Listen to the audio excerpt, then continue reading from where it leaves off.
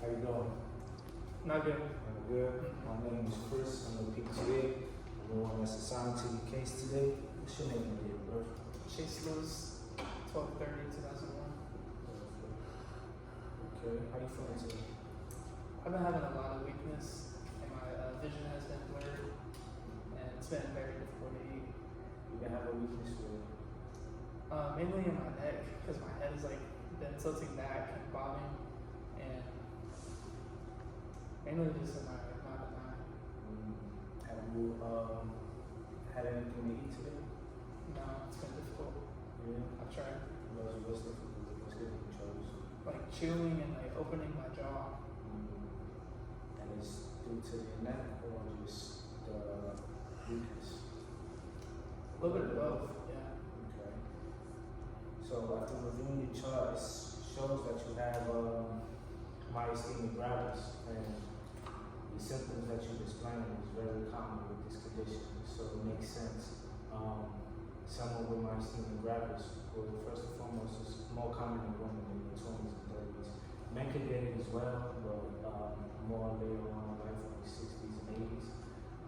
It's an autoimmune disorder, and it takes place at the site of the neuromuscular junction and the motor end plate. So you will have difficulty chewing, difficulty swallowing due to the weak muscles. I noticed that your eyes, one side of your face is very droopy. Yeah. Yeah, that's how's your vision in that eye? Blurred. Blurry. Mm-hmm. So when you walk, Yeah, it's just unsteady. So I got the walker. nice. Walking at a slow, steady pace now. Yeah. How's your throughout the day? How's your level of pain? It really fluctuates. Like I get fatigued very easily when I'm active, but it gets a little bit better when I rest. Okay, good. So rest is very important for this condition. There are some risk factors that you might need to look out for.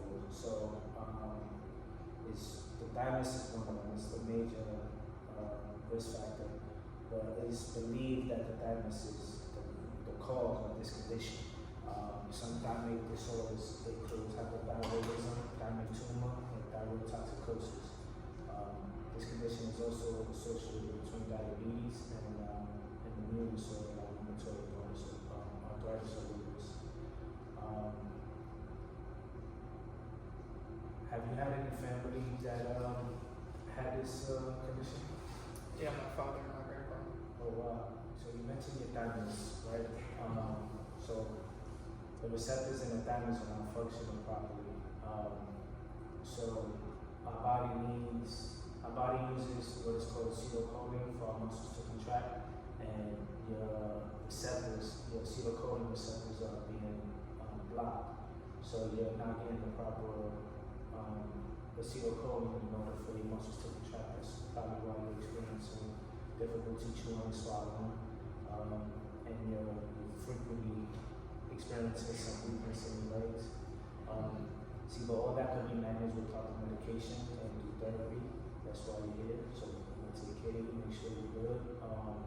Some things I want you to consider though. You mentioned that you haven't ate, but when you do eat, I want you to remain sitting up in an upright position. Try not to talk with any food in your mouth, and make sure you take your medications before you eat, before you go so that way. So my head's been tilting back. Would I just get a family member to help me eat? What you could do is you could just, I see the walker is not really that well, so you probably want to get a chair that's probably a little taller to help you with your posture, like a chair behind you, to help with that, or have a family member kind of like hold your head to make sure it's not tilted back so it doesn't get stuck. Have they given you the option for surgery? Yeah, but I wasn't sure how successful it was. Okay, so 85% of surgery to remove the thymus is successful. So that could be a good option for you if you like. Either way, you could be able to manage it. Just have to ensure that you're taking the medications and that you keep showing up for therapy and taking care of what you need to take care of. How's your environment at home? A little bit chaotic. I got 10 kids, so there can be 10 10. That's a whole start. Still going. Still going. Yeah, still. So there's a lot of stuff. this condition, I'm surprised you would get, you know, have 10 kids. That's impressive. The medications must be working. I want you to arrange it to where you're not exerting a lot of energy. So if your kids is leaving toys around, you know, ask them to pick it up so you don't have to. You want to avoid extra movement that you don't need to do. As you know, you need to rest quite frequently. So if you are doing anything taxing, just make sure you take a break. Take a long enough break that you need to be able to get some energy back again. But you definitely want to avoid any strenuous activities. You know, exercise is good, but you don't want nothing too intense. Okay, so you want to do something real light. Watch out for your stress levels with 10 kids. That might be difficult. You want to write it down. Just drop them off at the grandparents. That's not a bad idea.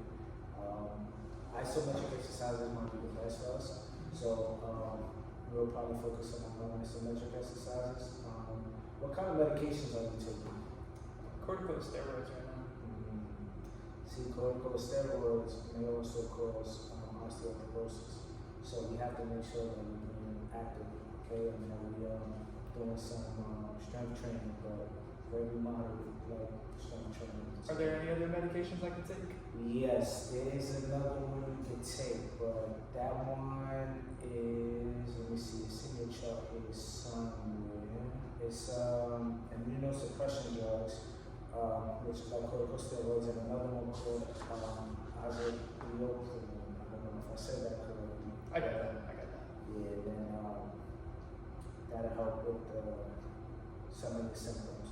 It won't cure it, there's no cure for this, but it can help manage it. So there's also acetylcholine inhibitors that will help improve with the weakness, but it won't improve the disease. It will just help the weakness to help you get around more and do more around the house, but still need to look out for your rest and break periods. How recently were you diagnosed with this? Last month. Last month? Okay, so pretty new. We're gonna have to keep a close eye on you for the first year. The first year is very tough. You're gonna experience a lot of weakness, facial weakness, like you mentioned, as well with your neck. Double vision, doing steady walk. I see you got your walker, which is good. That pretty much wraps up everything. You have any questions for me? No. No? Okay. I'm gonna document everything. Get you set up for your next appointment. Just remember though, when you go home, to have your wife or your kids help rearrange the environment for you that better suits you, so that way you don't expend a lot of energy. Okay. Remember to take your pills before eating a meal. Sit up straight whenever you're eating. Don't speak the food in your mouth to prevent you from choking. And that's about it. And if you want to exercise at home, do light, moderate exercises, and make sure you take a lot of breaks, okay? Sounds good. Thank you. Have a good one.